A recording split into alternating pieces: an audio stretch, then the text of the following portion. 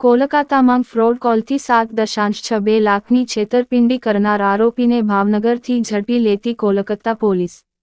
મળતી વિગત અનુસાર કોલકાતા એરપોર્ટ પોલીસ સ્ટેશન ખાતે નોંધાયેલ ફરિયાદ મુજબ કોલકાતા ખાતે રહેતા ફરિયાદી જઘાનંદીદાસને 22 ડિસેમ્બર 2024ના રોજ અજાણ્યા નંબર પરથી ફોન આવ્યો હતો।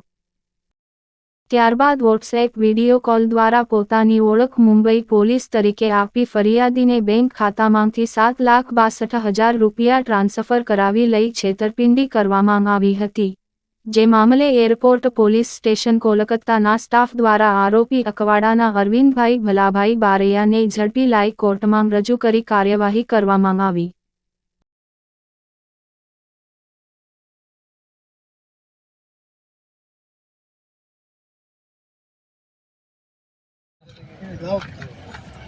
वहाँ पर जाके फोन करेंगे। हाँ ओके रे हो जाए शेयर कहाँ से ठीक है श्योर ऑर्डर बोलो तो